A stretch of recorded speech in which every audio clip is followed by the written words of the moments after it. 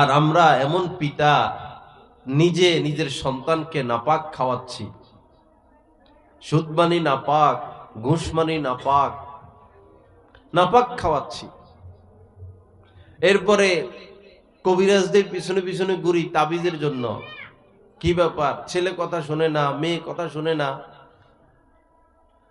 তা আপনি নাপাক খাওয়াইয়া বাচ্চা বড় করছেন, ওরা কি এখন পাক কাজ করবে? ওরা তো নাপাক কাজই করবে। ওরা তো এখন আপনার কথা শুনবে না, কারণ আপনি তো নাপাক খাইছেন, নাপাক খাওয়াইয়াছেন। আল্লাহ রস্তে নিজের কলিজার টুকরা সন্তানদেরকে পাক জিনিস খাওয়ান, নাপাক খাওয়াবেন না।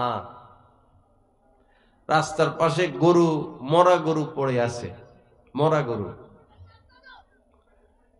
এখন আপনি রাত্রে গিয়া ছুরি দিয়া এই গরুর শরীরের থেকে গোস্ত কেটে এনে নিজে খাবেন, নিজের সন্তানকে খাওয়াবেন, এরকম মানুষ কালিকা প্রাসাদে আছে? নাই। আদর্শ পাড়া এরকম মানুষ নাই, পুরো ভৈরবে এরকম মানুষ নাই।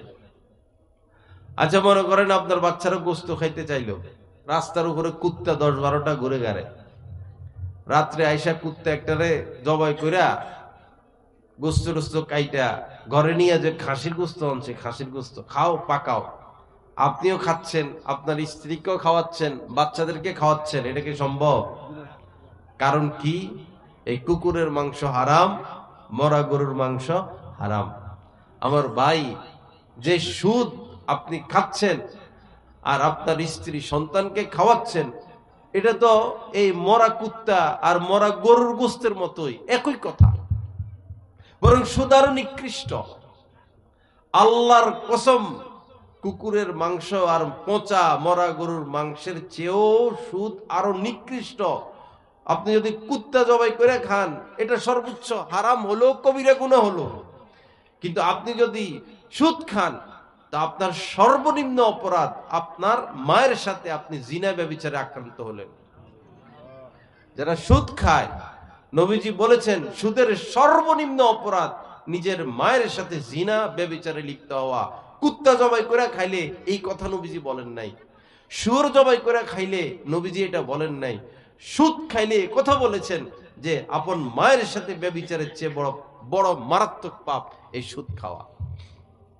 আজ মুসলমানদের ঘরে ঘরে সুদ, ঘরে ঘরে সুদ, ঘরে ঘরে সুদ। কি বয়ান করব?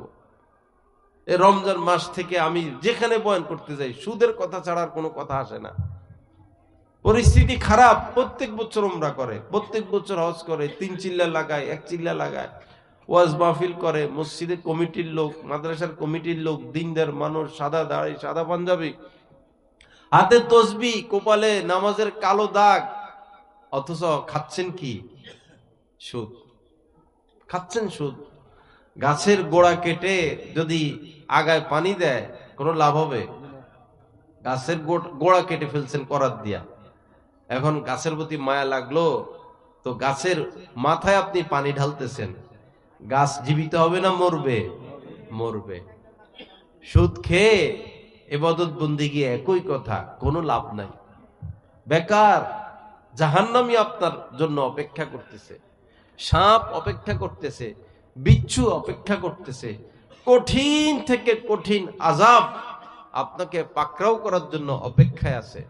আল্লাহর রাস্তে 2টা পা ধরে বলি, বাবা, প্রয়োজনে জুতার কাজ করেন, প্রয়োজনে রিক্সা চালান, রাজের কাজ করেন, কৃষি কাজ করেন, প্রয়োজনে ভিক্ষা করেন, এরপরে সুদ খাবেন না। ভিক্ষা করেন, আপনার জন্য জায়েজ, ভিক্ষা করে খান, খুব সুন্দর সংসার চলবে। ওই ভিক্ষুক আমাদের থেকে কোটি কোটি গুণ ঊর্ধ্বে তার সম্মান যে সুদ খায়। সুদখোরের চেয়ে একটা ভিক্ষুকের সম্মান কোটি কোটি গুণ ঊর্ধ্বে। সুদখোরের চেয়ে একজন মুসি, একজন সুইফারের সম্মান কোটি কোটি গুণ ঊর্ধ্বে। কারণ যিনি সুইফার, যিনি মুচি, যিনি ভিক্ষুক, তিনি সুদ খাচ্ছেন না, হালাল খাচ্ছেন। আল্লাহ আমাদেরকে সুদ থেকে তওবা করার তৌফিক দান করেন। আর বাবা, সুদ খেয়ে কি করবেন? আপনি সুদ খেয়ে কি করবেন? আল্লাহ পাক চ্যালেঞ্জ করছেন, সকল সুদখোরদের সাথে চ্যালেঞ্জ করছেন, ইয়ামহাকুল্লাহুর রিবা ওয়া ইউরবিস সাদাকাত।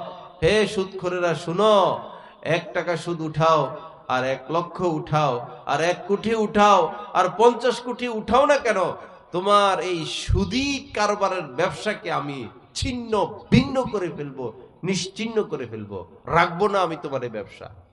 আল্লাহর চ্যালেঞ্জ। আল্লাহ বলতেছেন রাখবেন না এই ব্যবসায় টাকা পয়সা। কেন আমরা এই দুঃসাহস করি? কিভাবে এই দুঃসাহস করি? নিশ্চিত বিপদ যেটা, নিশ্চিত জাহান্নাম যেটা, নিশ্চিত ধ্বংস যেটা, নিশ্চিত বরবাদি যেটা, সেই পথে কিভাবে আমরা হাঁটি? আল্লাহ পাক আমাদেরকে এই সুদ থেকে ফিরে আসার তৌফিক দান করেন। এরপরেও যদি সেই পথে কেউ হাঁটে, আল্লাহ পাকের শেষ কথাটা আমি শুনাই দেই। এত কথা শোনার পরেও যদি কেউ ওই পথে হাঁটে, আল্লাহ পাকও সুদের ব্যাপারে অনেক কথা বলেছেন। শেষ কথা যেটা, সেটা আমি এখন বলে দিচ্ছি। আল্লাহ পাক বলেন, ইয়া আইয়ুহাল্লাযীনা আমানুত্তাকুল্লাহা ওয়া যারু মা বাকিয়া মিনার রিবা। হে ঈমানওয়ালারা, যারা আমাকে বিশ্বাস করো, রব হিসাবে মানো, তোমাদেরকে বলছি আমাকে ভয় করো, আর সুদের আগাগোড়া 1 টাকা হোক 10 টাকা হোক যা আছে ছেড়ে দাও। ওয়াজারু, ছেড়ে দাও, মা বাকিয়া মিনার রিবা, সুদের যা আছে সব। ইন কুনতুম মুমিনিন, যদি তুমি মুমিন হয়ে থাকো। দেখেন কি হৃদয় স্পর্শ কথা, কেমন কথা! যদি মুমিন হও সুদ ছেড়ে দাও, ইন কুনতুম মুমিনিন। এখন আল্লাহ পাক শেষ কথা বলতেছেন, ফা ইল্লাম তাফআলু, যদি সুদ নাই ছাড়ো, ফা ইল্লাম তাফআলু, যদি সুদ নাই ছাড়ো, ফাযানু বিহারবিম মিনাল্লাহি ওয়া রাসূলিহি, তো তোমার সাথে আল্লাহর রাসূলের যুদ্ধের ঘোষণা, যুদ্ধের প্রস্তুতি নাও।